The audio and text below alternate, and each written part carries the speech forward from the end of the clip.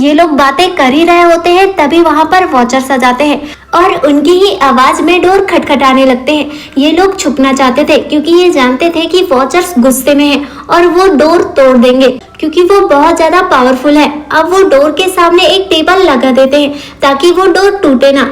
तभी डैनियल की नजर फर्श में पड़ती है जो ऊबड़ खाबड़ दिख रहा होता है, इसलिए डैनियल कारपेट हटा देता है तो वो देखता है कि वहाँ पर एक बंकर था, इसलिए वो बिना टाइम गवाए उस बंकर को खोल देते हैं और अंदर चले जाते हैं और सोचते हैं कि ये बंकर कई दिनों से यहाँ था लेकिन हम इसे देख ही नहीं पाए। जब वो अंदर जाते हैं तो देखते हैं कि बंकर में बहुत सारी सुविधाएं थी, हजारों दिन का खाना, कई बुक्स और एक कंप्यूटर। तभी मीना वहां रखे कंप्यूटर को ऑन करती है क्योंकि वो जानना चाहती थी कि इस जगह को किसने बनाया। जब वो कंप्यूटर को ओपन करती है तो उसे पता चलता है कि ये पूरी जगह को डॉक्टर मार्टिन ने बनाया था जो इन क्रिएचर पर रिसर्च करना चाहते थे और पैसों का लालच देकर लोगों को यहाँ बुलाते थे। खुद बंकर में छुप जाते थे, फिर वो मॉन्स्टर उन लोगों को मार देते थे। अपनी रिसर्च में वो बताते हैं कि मॉन्स्टर कोई क्रिएचर नहीं है बल्कि परियां हैं जो पहले इंसानों के साथ ही रहती थी। इन इंसानों ने इन्हें धोखा दिया और उन्हें जंगल में ट्रैप करके यहाँ से चले गए।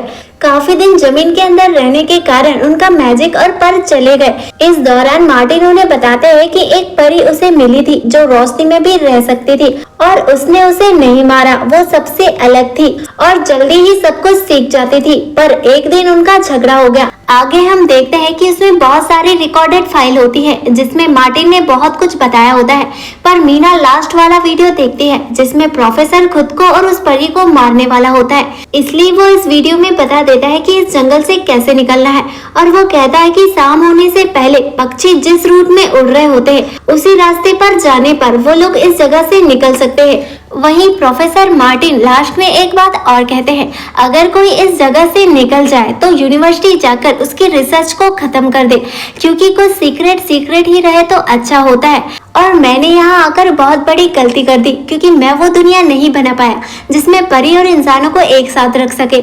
आज की रात ये लोग बहुत खुश होते हैं क्योंकि आज यहाँ उनकी आखिरी रात थी। जिसके बाद हम देखते हैं कि कीरा और डैनियल डांस करते हैं। जब अगली सुबह ये बाहर निकलते हैं तो उनका केज पूरी तरह से डिस्ट्रॉय हो गया था। वहीं मीना अपने पैरेट को उड़ा देती है और सभी उस पैरेट के पीछे पीछे जाने लगते हैं। जाते हुए इन्हें एक कब्र दिखाई देता है जहाँ मैडेलाइन उन्हें बताती है कि इंसानों ने परियों को धोखा दिया था और उन्हें यहीं छोड़कर चले गए क्योंकि परियों के पास मैजिक और पर नहीं थे तो वो इस जंगल से बाहर नहीं जा पाए। फाइनली वो रिवर के पास पहुंच जाते हैं और अब अंधेरा भी गहरा होने लगा था। अब वो वोट में बैठने ही वाले थे लेकिन डैनियल को उसका फ्रेंड जॉन मिल जाता है और वो उसकी हेल्प करने लगता है। इधर हम तीनों को देखते हैं जो डैनियल को बुला रहे होते हैं क्योंकि वो जानते थे कि वो जॉन नहीं है बल्कि एक वॉचर्स है। जिसके बाद हम देखते हैं कि उनकी आंखों के सामने वो सभी वॉचर्स डैनियल को मार देते हैं और वो तीनों उसकी चाहकर भी हेल्प नहीं कर पाते। अब ये तीनों रिवर पार करके चले जाते हैं क्योंकि परियां रिवर पार नहीं कर सकती थी। अब मीना प्रोफेसर के कहे अकॉर्डिंग यूनिवर्सिटी पहुंच जाती है जहाँ वो उसकी रिसर्च को डिस्ट्रॉय करने वाली थी, पर वहाँ जाकर उसे एक कड़वी सच्चाई पता चलती है कि जब हजारों साल पहले इंसान और परी एक साथ रहते थे तो इंसानों और परियों की शादी भी हो जाती थी जिससे उनके बच्चे भी होते थे जिन्हें हाइब्रिड कहा जाता था। और सबसे बड़ा राज ये था कि जो मैडेलाइन थी वो प्रोफेसर मार्टिन की वाइफ थी, पर मैडेलाइन ने ये सारी बातें उन्हें क्यों नहीं बताई। जिसके बाद मीना पहुंच जाती है कीरा के पास और वो कीरा को सारी सच्चाई बता देती है। लेकिन जब वो देखती है कि जिसे वो सारी सच्चाई बता रही है वो कीरा नहीं बल्कि मैडेलाइन ही है जो कि खुद ही एक भेष बदलने वाली परी है। एक्चुअल में प्रोफेसर मार्टिन की जो वाइफ थी वो लंग कैंसर की वजह से मर गई थी, लेकिन प्रोफेसर मार्टिन उनकी वाइफ से बहुत ज्यादा प्यार करते थे और वो उन्हीं के साथ रहना चाहते थे। और जब उन्हें भेष बदलने वाली परियों के बारे में पता चला इसलिए वो उन पर रिसर्च करने के लिए चले गए और मैडेलाइन से मिले और मैडेलाइन को सब कुछ सिखा दिया और उसके ही साथ रहने लगे। तभी हम देखते हैं कि असली कीरा अंदर आती है पर मैडेलाइन उसे बेहोश कर देती है और मीना पर हमला करती है और वो मीना को जान से मारने वाली होती है ताकि उसका सीक्रेट ही रहे। पर मारने से पहले वो मीना को बताती है कि जंगल में वो सबसे अलग थी और रोशनी में भी निकल सकती थी, इससे सारी परियां उसका मजाक उड़ाते थे। और उसे जंगल से बाहर निकाल दिया। वहीं मीना उससे कहती है कि तुम अलग नहीं बल्कि बहुत ही स्पेशल थी, तुम हाइब्रिड हो, आधी इंसान और आधी परी, इसलिए तुम परी और इंसानों दोनों के साथ रह सकती हो, इसलिए तुम जंगल में बाहर आ गई। इस बात को सुनने के बाद मैडेलाइन का मैजिक और पर निकल आते हैं और वो मीना को नहीं मारती और उड़ जाती है। इसके बाद हमें कुछ वीक के बाद का सीन दिखाया जाता है जहाँ मीना उसकी सिस्टर से वही सारी बातें कर रही होती है जो उसने फॉरेस्ट में एक्सपीरियंस किया था, और इस हादसे के बाद वो बहुत ही डरी हुई थी, इसलिए वो अपनी सिस्टर के साथ रहने लगती है और उसे बताती है कि आज भी वो परी उसका पीछा कर रही है और उसे ऐसा बार बार एहसास होता है। मूवी के एंड में हम उसी बच्ची को देखते हैं जो कि एक फेरी है, और इसी के साथ इस मूवी का एंड हो जाता है। नमस्कार दोस्तों, मैं आपकी दोस्त कंचन, और आज हम एक ऐसी कहानी लेकर आए हैं जो आपको एक फैंटेसी वर्ल्ड में लेकर जाएगी। तो चलिए बिना इंतजार किए कहानी की शुरुआत करते हैं। कहानी की शुरुआत होती है एक कपल से जिन्होंने अभी अभी अपना अपार्टमेंट चेंज किया है, जिसमें हस्बैंड का नाम रॉब होता है, वही वाइफ का नाम गैल होता है, जो अपने रूम को सेट कर रहे होते हैं। तभी रॉब की नज़र वहाँ रखी एक पुरानी फ्रिज में पड़ती है, जिसे देखकर वो इम्प्रेस हो जाता है क्योंकि वो फ्रिज बड़ी ही यूनिक थी। जनरली फ्रिज में मोटर नीचे की तरफ होती है पर उसमें ऊपर की तरफ थी, तो वो गैल से कहता है कि क्यों ना हम ये फ्रिज को रख लें। गैल भी उसे हाँ कर देती है। तभी गैल रॉब को ड्रिंक के लिए ऑफर करती है, जिस पर रॉब कहता है कि ड्रिंक, वो भी बिना आइस क्यूब के, वो तो इम्पॉसिबल है। इसलिए वो फ्रीजर को खोलकर आइस क्यूब निकाल कर ले आता है और उसे ड्रिंक में डालकर पीने लगता है। तभी उसे आइस क्यूब में कुछ नोटिस होता है।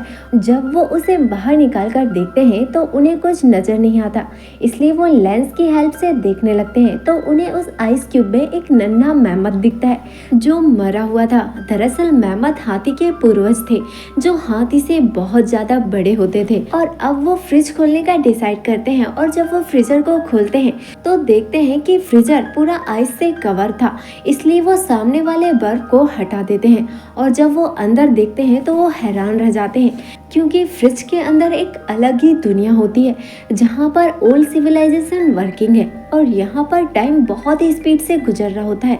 हमारे अर्थ का 1 घंटा और फ्रीजर की दुनिया में कई हफ्ते गुजर जाते हैं, इसलिए दोनों हैरान और परेशान हो जाते हैं क्योंकि ये बिल्कुल इम्पॉसिबल था।